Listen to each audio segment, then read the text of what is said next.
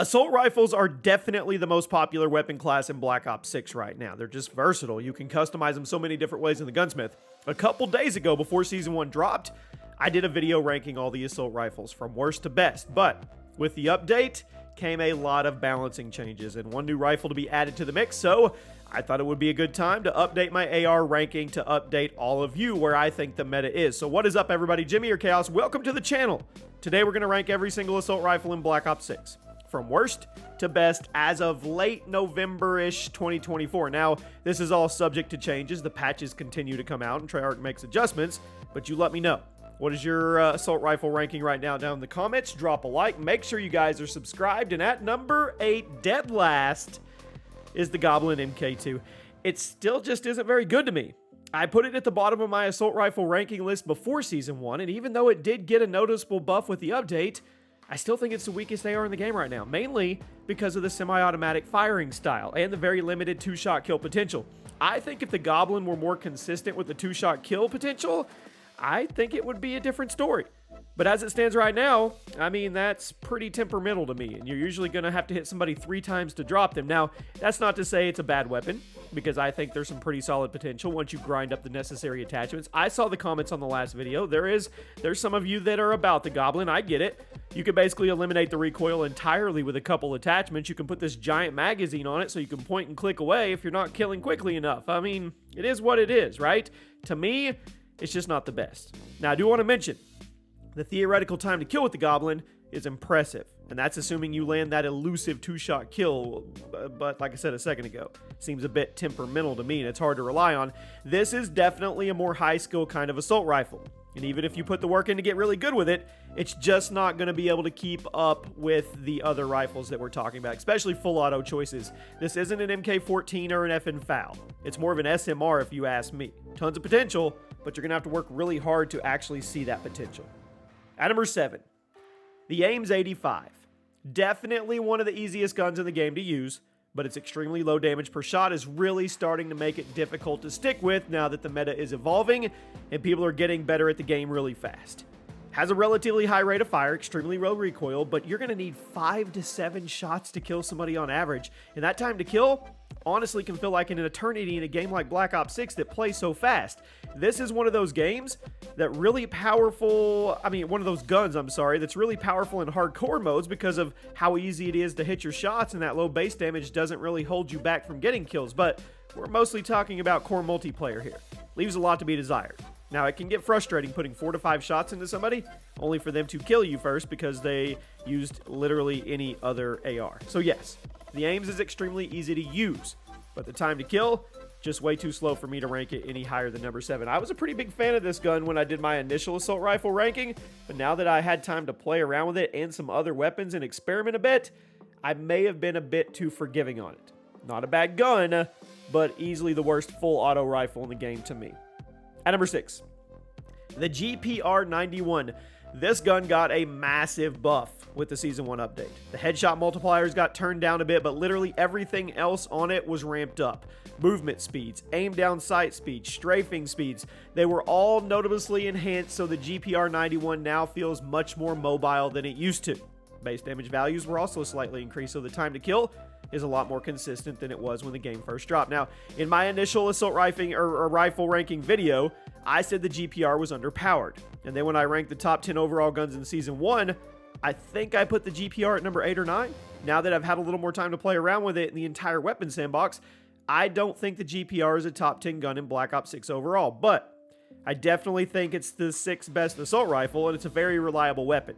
Recoil patterns take a little getting used to, but the time to kill feels pretty consistent to me, and even though the headshot multiplier was turned down just a notch, you'll definitely feel the difference between hitting somebody center mass, popping them in the head. You can reliably shave off 1 to 2 shots off your time to kill by hitting them in the head. So give the GPR-91 one more look if you were underwhelmed with it when the game came out, because it's a little better. At number 5, the AK-74. Might be a surprising placement because on the first ranking list, I put it at number 3. It wasn't nerfed with the Season 1 update, and there wasn't really any significant changes made with the patch, but I put it at number 5 because as the meta evolves and people continue labbing out other guns, the AK-74 has kind of slid down my ranking. It's not to say it's not a good weapon, because it's still extremely strong, but other rifles are just showing themselves to be slightly better, slightly more versatile.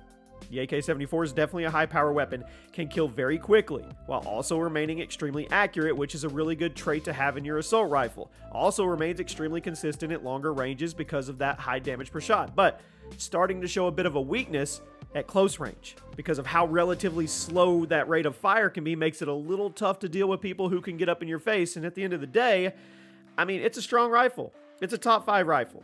But the number 4 pick, it's probably going to surprise you a little bit. We had some weapon swapping. At number 4, the Model L. It's really starting to make a name for itself. It's kind of that middle ground between the XM4 and the AK-74. It features a fire rate and a base damage value that's almost perfectly in between those two. So the fire rate, above average, but not particularly fast. Damage per shot, also above average, but not particularly high.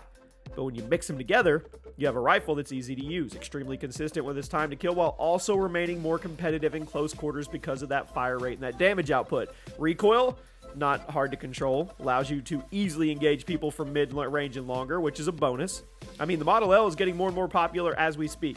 People are starting to realize how powerful it is in the right hands, and if you're aiming high while you're using the barrel that boosts the headshot damage, I don't remember what it's called, I mean, the long-range time to kill is actually kind of insane. So put work into leveling up the Model L. Find a good long-range accuracy build, and you'll probably see why most people are starting to swap over. If any of the top 3 rifles get nerfed in the future, it's probably going to end up being one of the more popular guns. As it stands right now, very powerful, just outshined by some really, really good rifles. At number 3, the AS Val. It's dumb. I'm still amazed Treyarch didn't nerf it, because people have literally been saying it's overpowered since launch day, and now that we're over a month in the game's life cycle, it's getting spammed. It is. The integrated suppressor makes it a great choice for close quarters combat and stealth. The high rate of fire makes it super competitive at close range and long. The relatively low recoil, yeah, makes it easy to laser people from long range, and it makes up for that hefty drop in damage beyond 20 meters. The only downside is the 20-round default magazine that you're going to be blasting through constantly with how high the fire rate, but that doesn't matter. Go unlock a 30 or 40 rounder, and even if you stick with the default 20, it has one of the fastest reload animations in the game to make up for it, so it's really not even that big of a problem. It's kind of a crazy rifle right now. It only struggles at super long ranges, but if you're playing smaller maps or you're sticking to close quarter situations, it's one of the best guns in the game. At number 2, the Krieg C. It's rapidly becoming one of the most popular guns in the game right now, and I think part of that is simply due to the fact that it's new and people want to try a new gun. But at the same time, it's really strong, largely thanks to how consistent it is. It's virtually always a 4-shot kill. It's easy to use. The recoil is low. The handling speeds are fast. The fire rate's respectable. That 4-shot kill consistency on this thing is honestly getting out there. It's one of the easiest guns in the game to have one of those top insane stats and killing power. Now, part of me thinks Treyarch is going to end up nerfing the Krieg in the future, so I was hesitant to put it this high on the list because it's probably only a matter of weeks until it makes this entire list outdated, but whatever.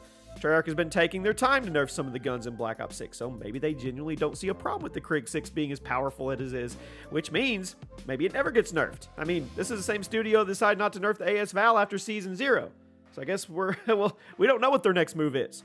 But the consistency, the ease of use, and the killing power of the Krieg make it the second best assault rifle in the game, and maybe they just want it to compete with this one.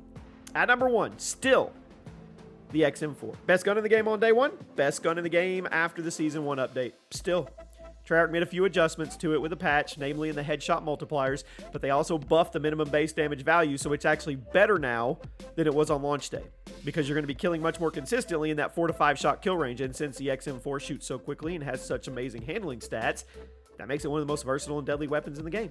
So you may hate seeing it absolutely everywhere, but at the end of the day, that's the game we're playing. The XM4 is the best gun in the game. It's also a default unlock, so everybody has it. Treyarch is going to probably have to do something about this eventually. Kind of surprised they haven't yet, but you clicked on a video ranking all the assault rifles, and you probably knew it was going to be number 1. Maybe one day, it'll get knocked off the ledge, but it's not going to be today. Let me know where you guys agree or disagree, and I'll see you soon.